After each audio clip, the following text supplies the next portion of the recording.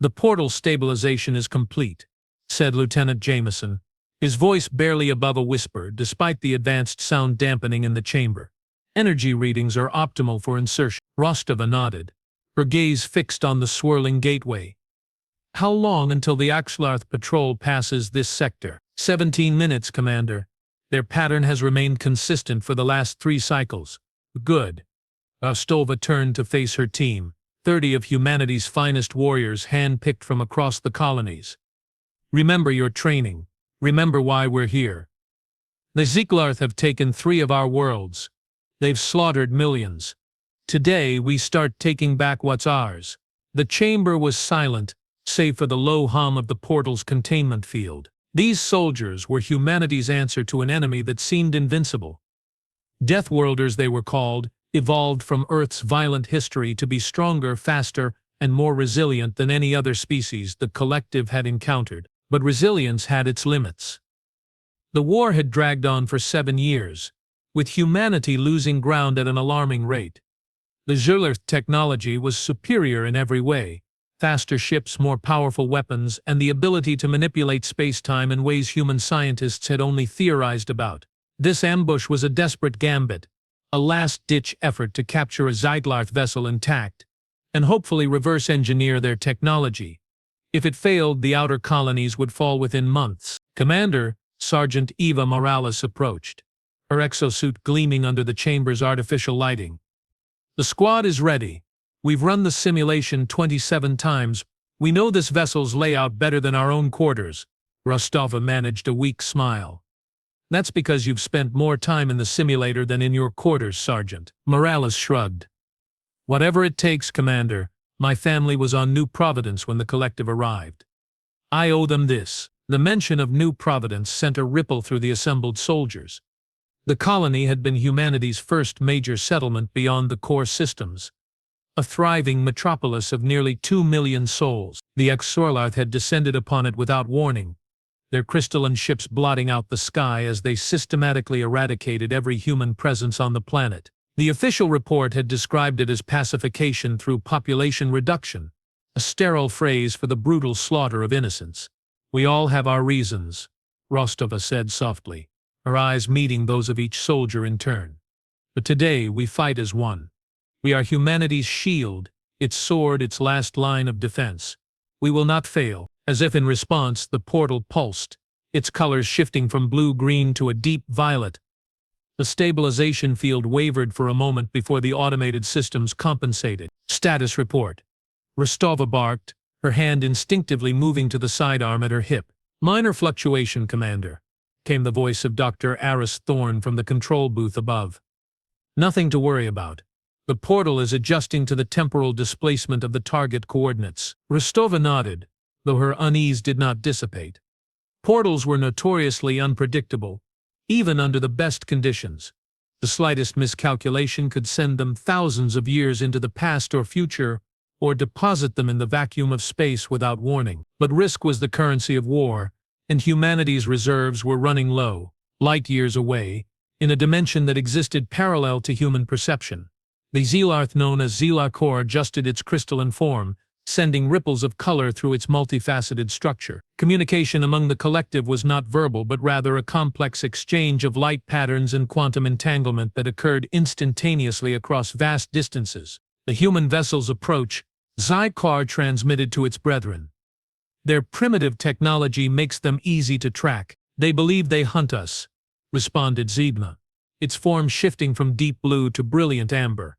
"In reality, they are the prey." The Xiglarth had observed humanity's expansion with growing concern.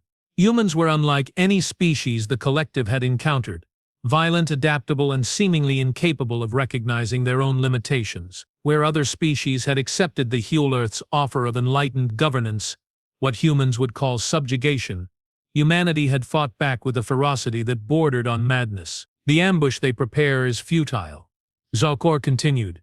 "We have anticipated their strategy.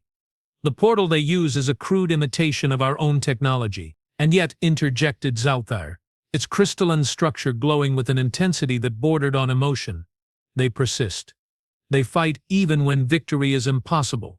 There is something admirable in their foolishness." "Admirable," Foolishness. Zarlana's form darkened to a deep crimson. They are a plague, multiplying and consuming resources with no regard for the balance of the cosmos. Their extinction is necessary for the greater good. The debate was an old one among the collective.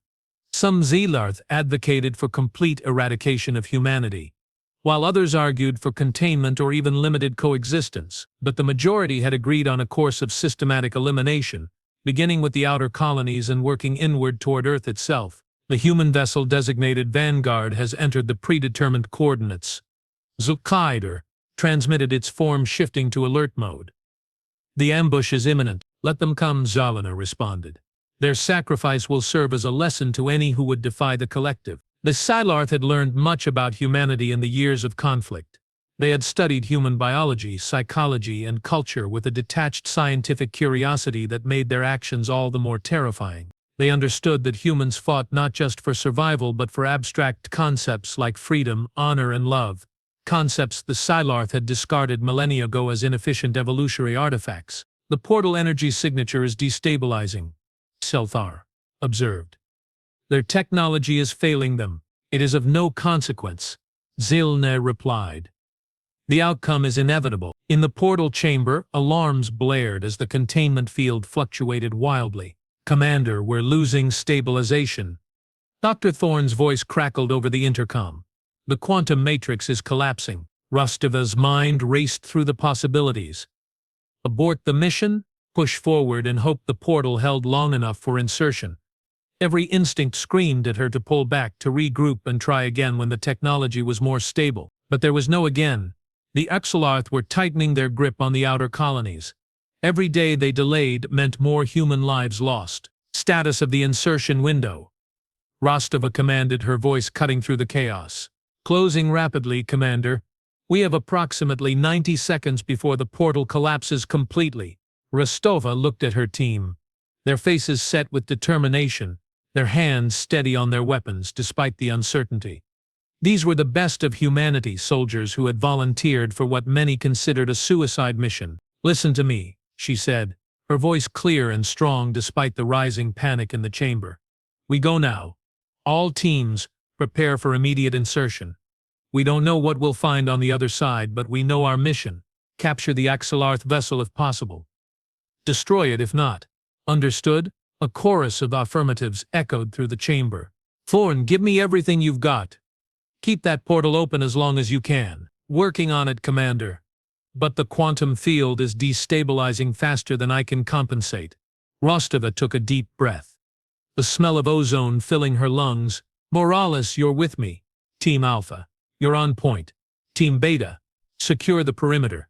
Team Gamma, you're on engineering. We move in formation, we stick together, and we complete the mission. Is that clear? Crystal, Commander? Morales responded, her exosuit whirring as she checked her weapon systems. The portal flickered violently, its colors swirling into a chaotic vortex that seemed to pulse with a life of its own. The chamber lights dimmed as power was diverted to the containment field. 30 seconds. Thorne shouted over the intercom. Rostova positioned herself at the head of her team, her pulse rifle held at the ready. Remember why we're here? Remember New Providence. Remember Arcturus. Remember all those who've fallen. Today we make them proud. The portal stabilized for a brief moment, its swirling energies coalescing into a stable threshold. Through it, Rostova could see the distorted image of space, stars stretched into lines of light, the silhouette of a Sixel-Earth vessel looming in the distance. Now, she commanded, stepping through the portal without hesitation. The transition was disorienting, a moment of complete sensory overload, as her body was deconstructed and reconstructed across light-years of space. For an instant she existed everywhere and nowhere. Her consciousness expanded beyond the limits of her physical form. Then she was standing on the deck of a Seidlerth vessel. The air thick with the smell of ozone and something else, something alien and indescribable. The ship's interior was a haze of crystalline structures that seemed to grow organically from the deck itself, pulsing with internal light. Status report. Rostova shouted, her voice echoing strangely in the alien environment. Team Alpha, secure, came the response. No immediate hostiles. Team Beta, Perimeter established. Team Gamma moving to engineering. Rostov allowed herself a moment of relief. The insertion had succeeded against all odds. Now came the difficult part, capturing a vessel whose crew could phase through solid matter and communicate telepathically across vast distances. Commander, Morales approached, her weapons sweeping the corridor ahead. Scanners show minimal life signs. Either they're hiding or this ship is running on automated systems, or they know we're here and they're waiting, Rostova countered, her eyes scanning the crystalline walls for any sign of movement. Stay alert. The Xylarth don't fight like humans do. They don't believe in fair confrontation. As if in response to her words, the ship's interior began to shift.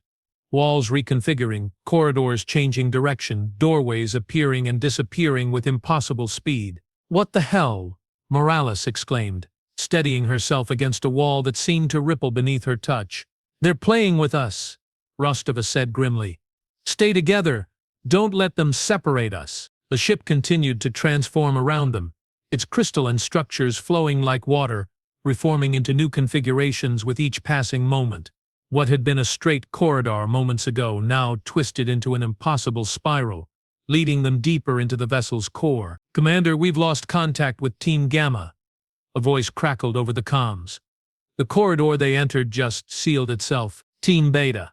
What's your status? Rostova demanded, her heart racing. Trapped, Commander. The walls are closing in. We can't. The transmission cut off abruptly, replaced by static. Morales. With me. We're going after Gamma Team. But Commander, the ship is… I know what the ship is doing, Sergeant. And I'm not leaving my people behind. As they moved forward, the crystalline walls began to emit a low-frequency hum that resonated in their bones. Rostova felt a strange pressure building in her mind, as if something was trying to push its way into her thoughts. Psychic interference, she muttered, activating the neural dampeners in her helmet. Stay focused. Don't let them in. The corridor ahead opened into a large chamber, its domed ceiling pulsing with internal light. In the center of the room stood a single Xylarth, tall and slender, its multifaceted form shifting through a spectrum of colors that defied description. Welcome, humans, a voice echoed in Rostova's mind, bypassing her auditory senses entirely. We have been expecting you. Where are my people? Rostova demanded, raising her pulse rifle. They are safe. For now, the Xylarth responded, its form shifting from deep blue to brilliant amber. I am Yelkarthar. I wish to speak with you, Commander Alexander Rostov. Rostova froze. How did it know her name? We know much about you, Commander. More than you imagine. That is why I must show you something. Something that will change everything you think you know about this war. The crystalline walls of the chamber dissolved, revealing a panoramic view of space, but it was not the space Rostova knew. Stars burned in unfamiliar patterns. Nebulas swirled in impossible colors, and in the distance something vast and ancient moved against the blackness. What you are seeing is the truth, Xylarth transmitted. The truth about why we fight.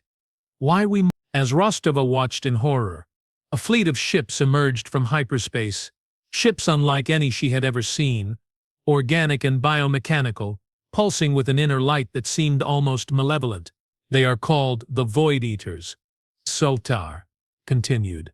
They consume worlds, entire civilizations, leaving nothing but emptiness in their wake. We have been fighting them for millennia, holding them back from this galaxy. That's impossible, Rostova whispered, her mind struggling to process what she was seeing. Why didn't you tell us? Why attack our colonies? Because you were in the way, Xylarth responded.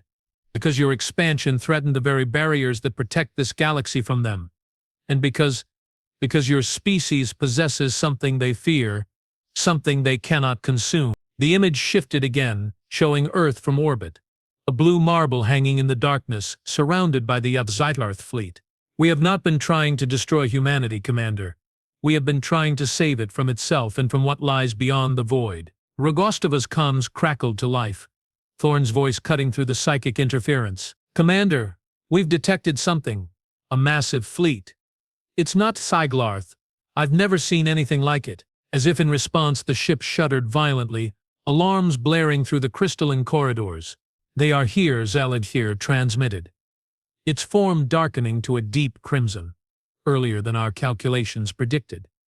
The barriers have failed. The panoramic view showed the Void Eater fleet advancing toward Earth, their weapons charging with an energy that made Rostova's blood run cold. "We have to warn them," Rostova exclaimed, turning back toward the portal. "We have to get back." "It is too late," Zyklothar responded sadly. "The portal has collapsed. You are trapped here with us." As if to emphasize the point, the corridor behind them sealed with a crystalline wall that seemed to grow from the deck itself. "But Earth," Rostova began, her voice breaking, "will fall." Zaltatar finished. "As countless worlds have fallen before. But there is still hope. There is still a chance, however small." The Agloth's form shifted, revealing a small crystalline object that hovered between its multifaceted hands. "This contains a message. The truth of what you have seen today. If you can somehow get this to your people, if they can understand what is truly at stake, perhaps humanity can be the ally we need in this fight." Rostova stared at the object, her mind racing. Everything she thought she knew about the war, about the Silarth, about humanity's place in the universe, it had all been a lie. "Commander," Morales shouted, pointing toward the panoramic view. "Look!" On the screen, Earth was beginning to change, its blue atmosphere turning a sickly green as the Void Eater fleet opened fire. "The end has begun," Zilthar transmitted. "But it is not too late to change how it ends." Rostova reached out and took the crystalline object, its surface cool against her skin.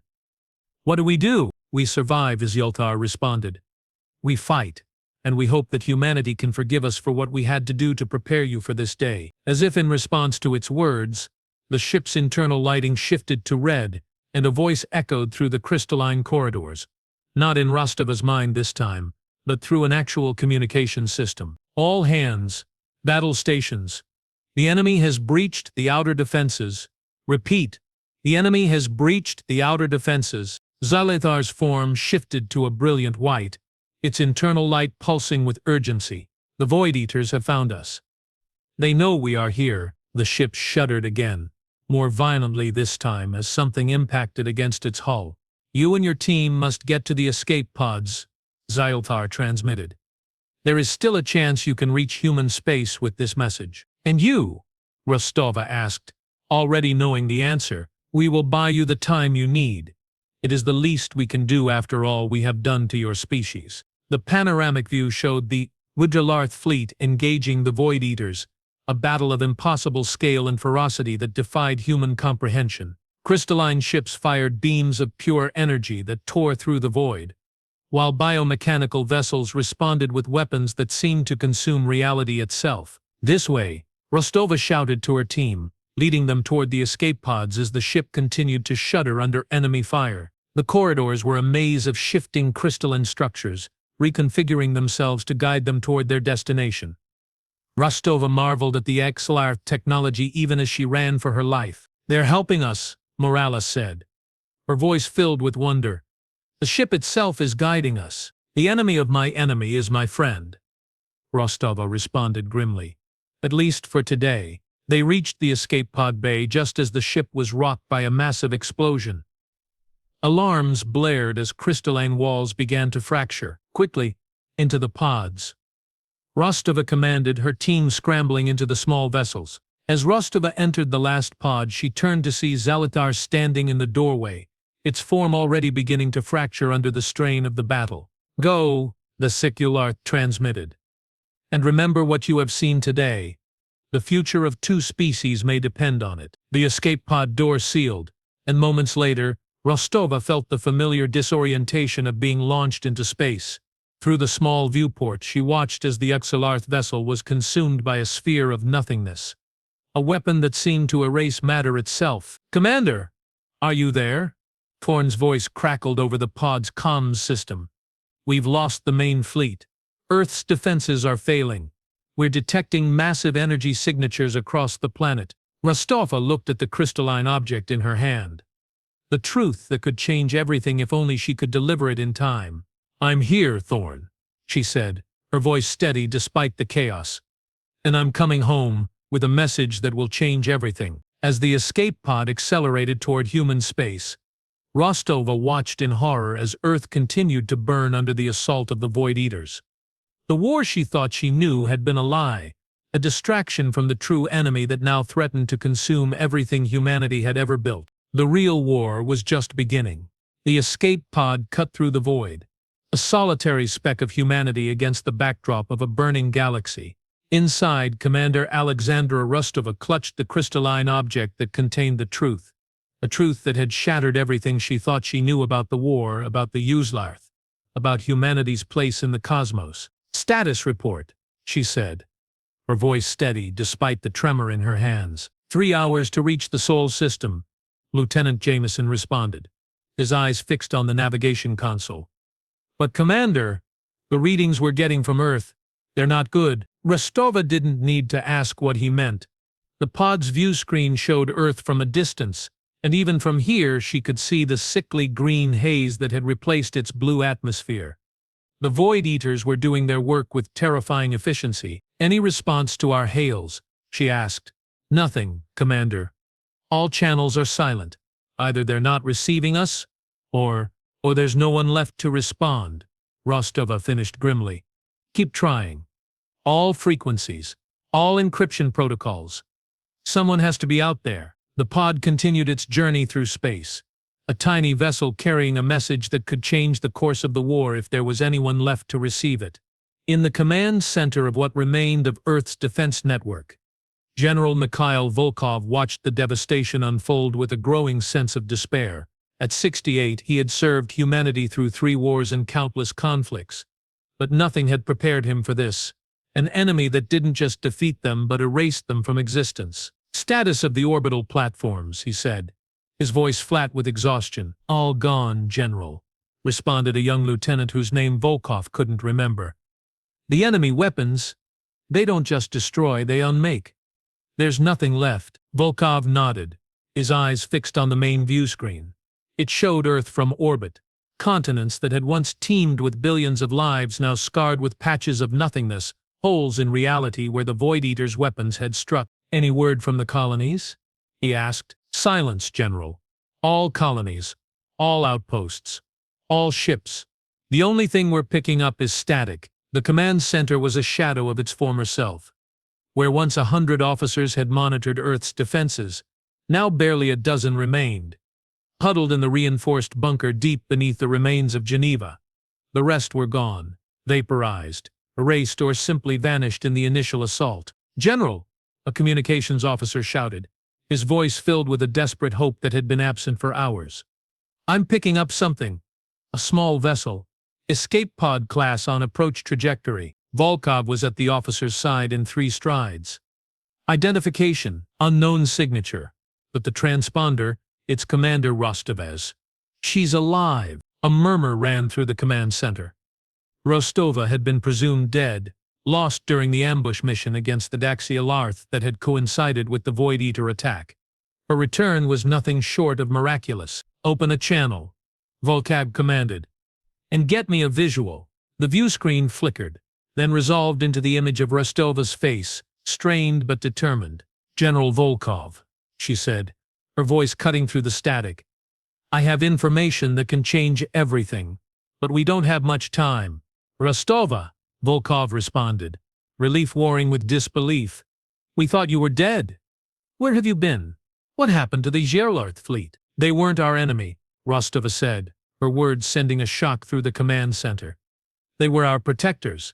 The real enemy is here, and they're not what we think they are." As Rostova explained what she had learned about the Void Eaters, about the barriers that had protected the galaxy, about humanity's unwitting role in breaking those barriers, Volkov felt the foundations of his reality crumbling. Everything they thought they knew about the war had been a lie, a distraction from the true threat. "The Exalarth gave me this," Rostova said, holding up the crystalline object. "It contains the full truth. But it's more than just information. It's a key, a way to access their technology, their knowledge, their weapons." Volkov stared at the screen, his mind racing. "Can we use it? Can we fight back?" "I don't know," Rostov admitted. "But it's our only chance. I'm approaching Geneva now. I need to bring this to the research division immediately." "We'll prepare for your arrival." Volkov said, his voice regaining some of its old authority. But Rostova, even if this works, even if we can access their technology, we're facing an enemy that has consumed entire galaxies. What can humanity possibly do against that? Rostova's expression hardened. We can do what we've always done, General. We can survive, we can adapt, and we can fight like hell until the very end. The transmission cut as her pod entered Earth's atmosphere, leaving Volkov to stare at the devastation on the main viewscreen. For the first time in a long while, he allowed himself a sliver of hope, a dangerous, fragile thing in a world that seemed determined to crush it. The laboratory was chaos. Scientists rushing between workstations, monitors displaying incomprehensible data, alarms blaring as systems failed under the strain of whatever Dr. Aris Thorne was attempting to coax from the crystalline object Rostova had brought back. "It's not working," Thorne exclaimed, slamming his fist on a console. "The interface is incompatible. Our technology can't even begin to process what this thing contains." Rostova stood beside him, her arms crossed, her expression unreadable. "Try again. There has to be a way." "We've been trying for 6 hours, Commander," Thorne responded, his frustration evident. "This isn't just advanced technology, it's fundamentally different. It's like trying to explain quantum physics to a caveman. Our understanding of reality is too limited." "Then find a way to expand it," Rostova said coldly. "Humanity is running out of time." As if to emphasize her point, the laboratory lights flickered, and the ground trembled slightly as another Void Eater weapon struck somewhere nearby. The attacks had been relentless since their arrival 24 hours ago, systematic, precise, and utterly devastating. "Maybe we're approaching this wrong," said Dr. Lena Hansen, stepping forward with a tablet displaying complex equations. "The Exlarth didn't just give us information. They gave us a key. Maybe we're not supposed to read it. Maybe we're supposed to become it." Thorne turned to her, his expression skeptical. "What does that mean? Become it?" "Our understanding of consciousness is limited to biological processes," Hansen explained. "But what if consciousness isn't biological at all? What if it's a fundamental property of the universe, like gravity or electromagnetism? The Exlarth are crystalline beings, but they communicate telepathically. Their consciousness isn't tied to biology as we understand it." Rostova looked between the two scientists, her impatience warring with her understanding that they needed to get this right. "Are you suggesting we can somehow interface with this crystal using our minds?" "I'm suggesting that might be exactly what the Exlarth intended," Hansen replied. "They knew our technology wouldn't be compatible, but they also knew something about us, something that makes us different from other species they've encountered." "Different how?" Thorne asked, his skepticism slowly giving way to curiosity. "Determined," Rostova answered before Hansen could. "Stubborn, willing to do whatever it takes to survive." "And something more," Hansen added, her eyes gleaming with excitement. "The Exlarth told the commander that humanity possesses something the Void Eaters fear, something they cannot consume. What if that something is our consciousness, not as a biological process, but as a fundamental force that can reshape reality itself?" Thorne stared at the crystalline object, his mind racing. "You think we can, what? Think at it?" Nibble respond. "I think the Exlarth have been studying us for a long time," Hansen said. "I think they understand our potential better than we do, and I think they've given us exactly what we need to unlock that potential." Rostova stepped forward, her hand reaching toward the crystal. "What do I need to do?" "You need to open your mind," Hansen said, her voice filled with a mixture of excitement and apprehension. "Completely. Let go of everything you think you know about reality, about consciousness, about what's possible. The Exlarth believe humanity can do something no other species has done, face the Void Eaters not just with weapons but with the very fabric of consciousness itself." Rostova took a deep breath, her hand hovering just above the crystal's surface. "If this goes wrong—" "There is no wrong," Hansen interrupted gently. "There is only what is, and what could be. The Exlarth have shown us what could be. Now it's up to us to make it what is." As Rostova's fingers made contact with the crystal, the laboratory seemed to fade away. She was no longer in a bunker beneath Geneva, no longer on a dying Earth. She was everywhere.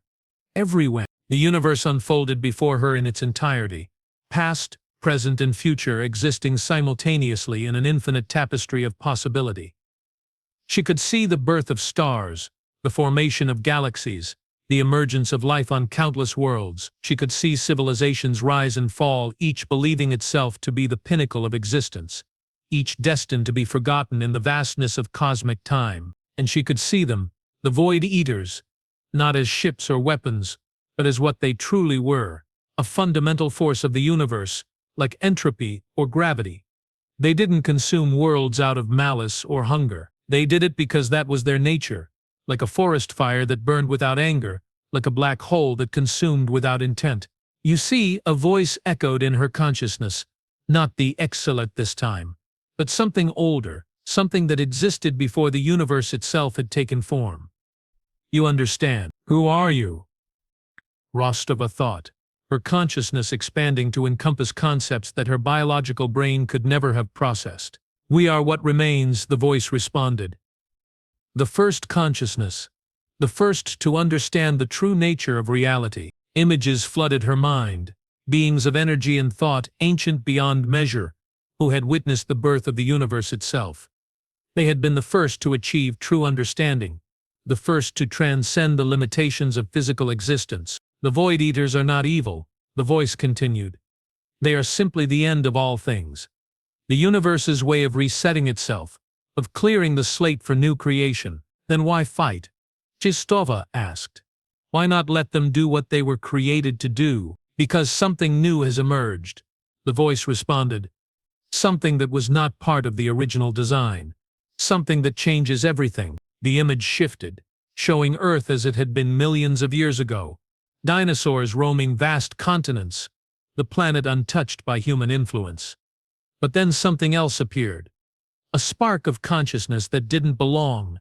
An anomaly that defied explanation. Humanity, the voice whispered. Not evolved. Not created. Arrived. Rostova's consciousness struggled to process the implications.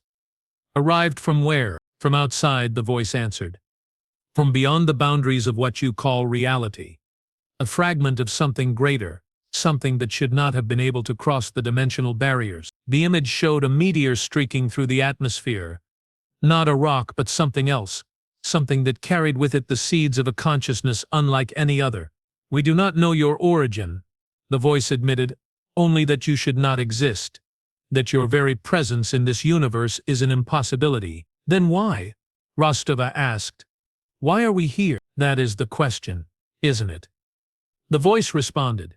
The Gaidalarth believe you were sent as a weapon against the Void Eaters.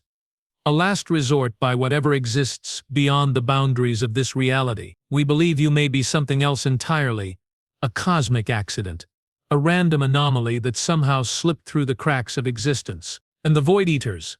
Rostova asked. Why do they fear us? Because you are unpredictable. The voice answered. Because your consciousness does not follow the laws of this universe. Because you can imagine possibilities that should not exist, and in doing so make them real. Rostova felt a surge of understanding, a revelation that reshaped everything she thought she knew about humanity. They weren't just survivors or fighters. They were something more, something that defied the very laws of cosmic existence. The Axilarth gave you a key. The voice continued. But they did not understand what it would unlock. They believed it would give you access to their technology, their weapons. They did not realize it would give you access to yourself. Rostova's consciousness contracted, returning to her body with a jolt that left her gasping for air. The laboratory came back into focus. Thorne and Hansen staring at her with expressions of awe and fear, the crystalline object now glowing with an internal light that seemed to pulse in time with her heartbeat. Commander, Thorne said, his voice barely above a whisper. Are you all right? Rostova looked at her hands, then at the scientists, then at the glowing crystal. I'm more than all right, she said, a strange new confidence filling her. I understand now. I know what we have to do. As if in response to her words, alarms blared throughout the facility, louder, more urgent than before. What's happening? Hansen asked, rushing to a monitor. The Void Eaters, Thorne whispered, his face pale with terror. They found us. They're targeting this facility directly. Rostova stood straighter, her mind clear despite the chaos. Then they know what we've discovered. They know what we're becoming. Can we stop them? Hansen asked, her voice trembling. Rostova looked at the glowing crystal, then at her own hands, as if seeing them for the first time. We're not going to stop them, she said, a strange calm settling over her. We're going to show them something they've never seen before. We're going to show them the true power of human consciousness. As the facility began to shake under the assault of Void Eater weapons, Rostova closed her eyes, reaching out with her mind, not just to the scientists in the laboratory, but to every human consciousness still connected to the defense network, every mind still fighting for survival against impossible odds. Humanity, she thought, her words echoing not just in the laboratory but across the planet, across what remained of human space. Hear me. We have been lied to, we have been manipulated. But we have also been given a gift that no other species in this universe possesses. Images flowed from her mind to theirs, images of what she had seen, of what she had learned. The truth about humanity's origins, about the Void Eaters, about the power they now possess. They believe we are just another species to be consumed. Rostova continued. They believe we follow the same laws of reality as everything else in this universe. They are wrong. As the Void Eater weapon pierced the facility's defenses, Rostova smiled. She could feel the collective consciousness of humanity responding to her call, millions of minds joining together in a way that had never been possible before. They are not our destroyers, she thought, her voice echoing across the planet. We are theirs. And as the weapon struck, something extraordinary happened. Something that would change the course of cosmic history forever. The combined consciousness of humanity awakened and unified for the first time, reached out and did the impossible. It rewrote reality itself. The Void Eater weapon, designed to erase matter from existence, struck an invisible barrier, not of energy or matter but of pure thought. A barrier created by the collective will of every human mind still connected to the network. In the command center, General Volkov watched in disbelief as the main view screen showed the impossible Void Eater weapons bouncing off an invisible shield that surrounded what remained of Earth's defenses. What is happening? He whispered, his eyes wide with awe. Humanity is fighting back, Lieutenant Hansen responded, her fingers flying across a console that now displayed data that defied explanation. Not with weapons. With consciousness itself. Across the planet, across what remained of human space, something unprecedented was occurring. Humans were discovering abilities they had never imagined possible. Telekinesis, telepathy, reality manipulation. Abilities that had lain dormant within them, waiting for the right moment to awaken. The Uxlarth were right, Rostova said, her voice filled with wonder as she watched the transformation unfold. We are something new. Something that doesn't follow the rules. But can we win? Thorne asked, his scientific mind struggling to process what he was witnessing.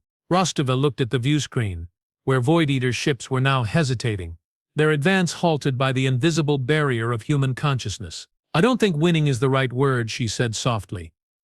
I think we're about to change the game entirely. As if in response to her words, the crystalline object began to pulse more intensely, its light filling the laboratory with a brilliance that seemed to bend space itself. The final test has begun, the ancient voice echoed in her mind. Show us what you are truly capable of. Rostova nodded, her expression determined. Humanity, she thought, her words reaching every connected mind across the planet. It's time to show the universe what we can do. The battlefield had transformed into something that defied human comprehension. Void Eater ships, vessels that had consumed entire galaxies, now hovered motionless before an invisible barrier that pulsed with the collective consciousness of humanity's survivors. In the command center beneath Geneva, General Volkov watched in disbelief as data streams displayed readings that should have been impossible. Human minds were reaching out, touching the fabric of reality itself and reshaping it according to their will. Report, he said, his voice steady despite the impossibility unfolding before him. The barrier is holding, Lieutenant Hansen responded, her eyes wide with wonder as she studied the readings. But Commander, the energy required to maintain it, it's drawing directly from human consciousness, from life itself. How long can we sustain it? Volkov asked, his military mind already calculating the implications. I don't know, Hansen admitted. The mathematics are Not mathematics anymore. There's something else. Something that transcends our understanding of physics. As if in response to her words, alarms blared throughout the facility. What now? Volkov demanded. The Void Eaters are changing tactics, Hansen said, her fingers flying across a console that seemed to respond to her thoughts as much as her touch. They're not targeting the barrier directly anymore. They're targeting the source. On the main view screen, Void Eater ships began to emit a different kind of energy. Not the erasing weapons they had used before, but something that seemed to resonate with a frequency that made the very air in the command center vibrate. What is that? Volkov asked, his hand instinctively going to the sidearm at his hip. It's a psychic attack, Hansen whispered, her face pale with understanding. They're trying to sever the connection between human minds to break the concentration that's maintaining the barrier. Across the planet, humans began to cry out, not in pain but in confusion as their newfound abilities wavered, their connection to the collective consciousness flickering like a dying flame. We're losing it, Volkov said grimly. The barrier is weakening. No, Rostova's voice echoed through the command center, though she wasn't physically present. We're not. We're just getting started. As if in response to her words, the crystalline object in the laboratory began to emit a brilliant light that seemed to bend space around it. Rostova stood before it, her eyes closed, her consciousness expanding beyond the limits of her physical body. They think consciousness is a weakness, she thought, her words reaching every human mind still connected to the network. They think it can be broken, severed, controlled. They're wrong. Images flowed from her mind to theirs. Not just images, but concepts.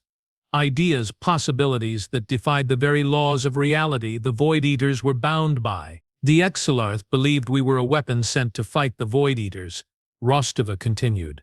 The ancient consciousness believed we were an anomaly, an accident that slipped through the cracks of existence. They were both wrong. The laboratory began to transform, its walls becoming transparent, revealing the cosmos beyond, not as it was, but as it could be. Multiple timelines, multiple possibilities, multiple realities existing simultaneously, overlapping and intersecting in ways that defied conventional understanding. We are not a weapon, Rostova thought, her consciousness expanding to encompass these multiple realities. We are not an accident. We are a bridge. The Void Eater ships paused, their psychic attack wavering as they encountered something they had never experienced before. A consciousness that didn't just exist within one reality, but connected them all. They consume realities, Rostova continued, her words echoing across multiple timelines.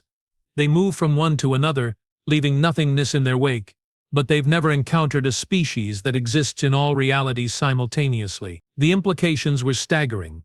Humanity wasn't just from another dimension. They were native to all dimensions, their consciousness spanning multiple realities in a way that no other species could comprehend. They cannot consume what they cannot contain, Rostova thought. They cannot erase what exists everywhere at once. As if in response to her words, the barrier around Earth began to change, not just blocking the Void Eater weapons, but absorbing them, converting their erasing energy into something else, something creative rather than destructive. What's happening? Volkov asked, watching in awe as the barrier began to expand, pushing back against the Void Eater fleet. Commander Rostova is showing them the true nature of human consciousness, Hansen responded, her eyes gleaming with understanding. Not as a weapon, but as a creative force that can reshape reality itself. The Void Eater ships began to retreat, their advance halted not by superior firepower but by an understanding that defied their very nature. They had consumed countless civilizations, erased entire galaxies, but they had never encountered anything like humanity. A species that didn't just exist within reality but helped create it. They're leaving, Volkov said, his voice filled with disbelief as he watched the Void Eater fleet withdraw. They're not just leaving, Hansen corrected him. They're changing. Look, on the main view screen. The Void Eater ships were transforming, their biomechanical structures shifting, their erasing weapons replaced by something that seemed to generate rather than consume. The universe seeks balance. The ancient voice echoed in Rostova's mind. For every force of destruction there must be a force of creation. For every ending a new beginning. Rostova opened her eyes, the laboratory returning to its normal state as her consciousness contracted back to her physical body. The crystalline object before her had dimmed, its work complete. "Commander," Thorne said, his voice filled with awe as he studied the readings on his console. "You've done it. You've not just defeated them. You've transformed them." "I didn't do it alone," Rostova responded, a tired smile crossing her face.